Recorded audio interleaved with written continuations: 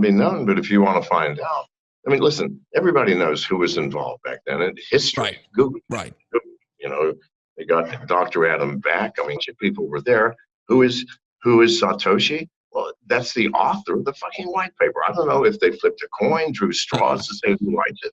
But if you want to know which one it was, run some authoring software against it, because everybody involved, especially Dr.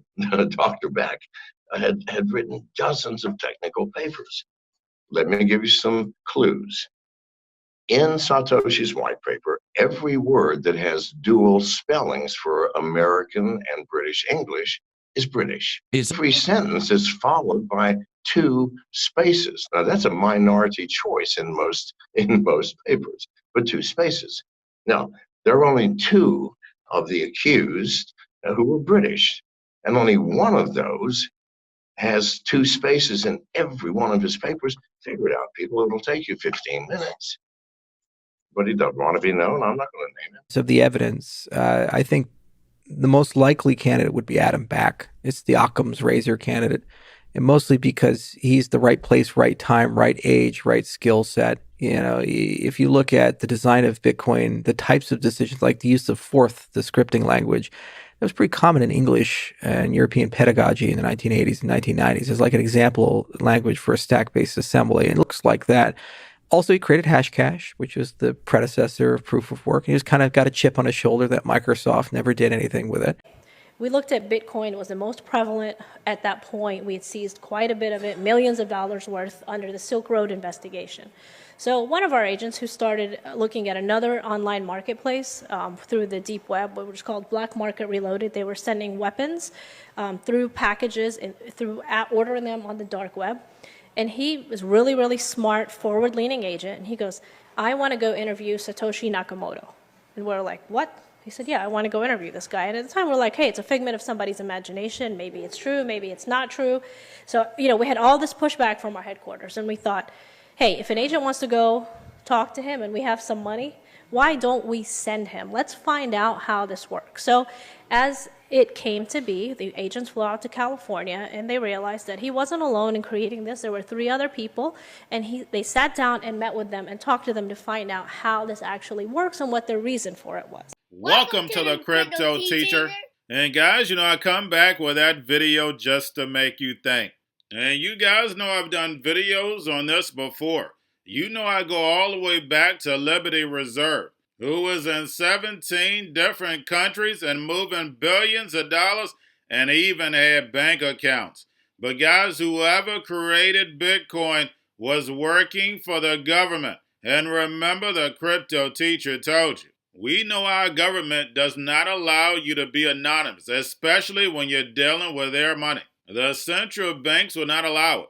And we clearly know the central banks took over Bitcoin anyway, just by looking at the white paper, because Bitcoin definitely could have scaled. By stopping the scaling, we have altcoins, DeFi, NFTs, a building of a digital economy, an ecosystem, exactly what the NWO wanted, so they can bring in the robots, algorithms, and drones, while the sheep go inside the metaverse. And remember, the Crypto Teacher told you, because he knows, when it comes to the New World Order, it's all planned out. You have a wonderful day. Exposure to Bitcoin, and obviously what I mentioned earlier, you were the first person to actually communicate online with Satoshi Nakamoto. Yeah, so he sent me an email about Hashcash, basically. So my impression is he'd already built Bitcoin. This was in August 2008, so I think he had already implemented it and was writing a draft of the paper, and so he wanted to cite things correctly. So he was asking how he should cite Hashcash. So I gave him the information and exchanged a few emails about related electronic cash systems that used proof of work, or in particular I pointed him to B-Money, which he didn't seem to be aware of. Oh, he wasn't aware of B-Money? It didn't seem like it, of B-Money, yeah. Which is, Bitcoin-like. Anyway, so he cited that and contacted Wei Dai, who was the author of that. And, yeah, so, and then scroll forwards to 2009. There's another email that he's released the source code and activity on the mailing list, the cryptography related mailing lists about Bitcoin, and people trying it out and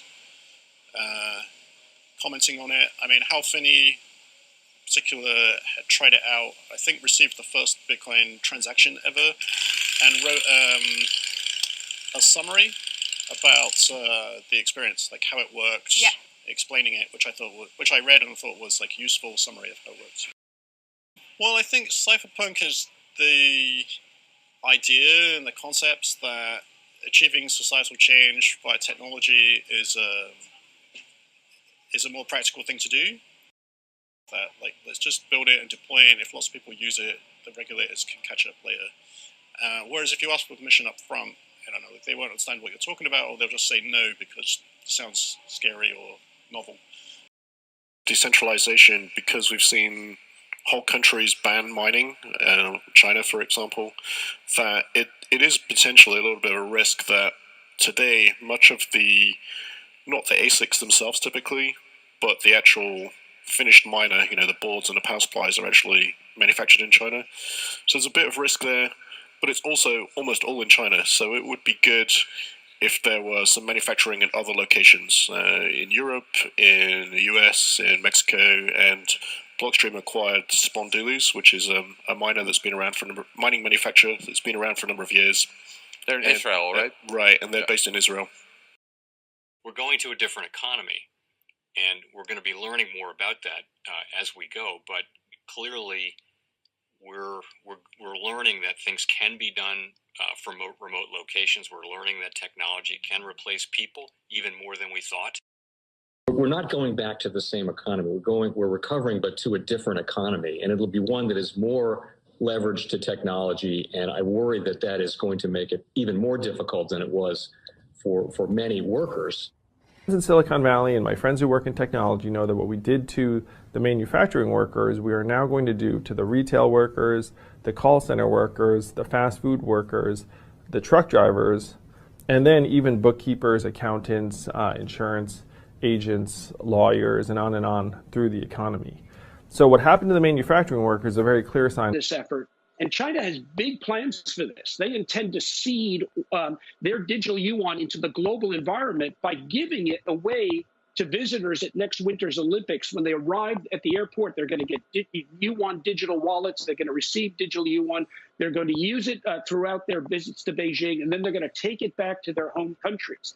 They see this as a huge advantage. Why? Because who controls the underlying protocols, who controls the underlying standards of the future of money will control the future of money.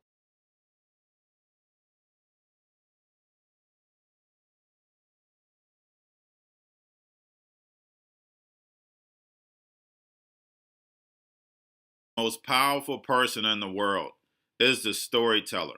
The storyteller sets the vision, values, and agenda of an entire generation to come. Steve Jobs. And guys, I truly believe in this. When you look at the New World Order, they're the storytellers. And that's the reason why I wrote my New World Order book. But guys, now it's time to change the current generation.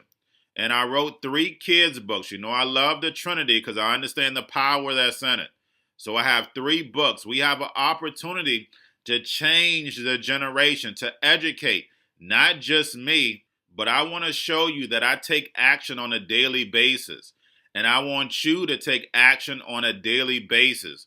Whether it's your job, whether it's in your community, we have an opportunity right now to educate the masses. I posted this on my Twitter account. Please share, but this is a short clip of the 3 books. There's going to be a clothing line and action figures. Please get these books for your kids, nephews, cousins, friends, so therefore we can start the re-education now. Because as we see, the 4th Industrial Revolution foundation is definitely here. Robots, algorithms, drones, taking humanity out the picture. We have to re-educate. But let's get into the video. Part 1. King Joshua and Grandma Tam save the village. Part 2. King Joshua and Grandma Tam save New York. From COVID 33. Part 3. King Joshua and Grandma Tam goes to China. it's mandatory to get part 1, part 2, and part 3 of this series. It's time to re-educate Generation Z.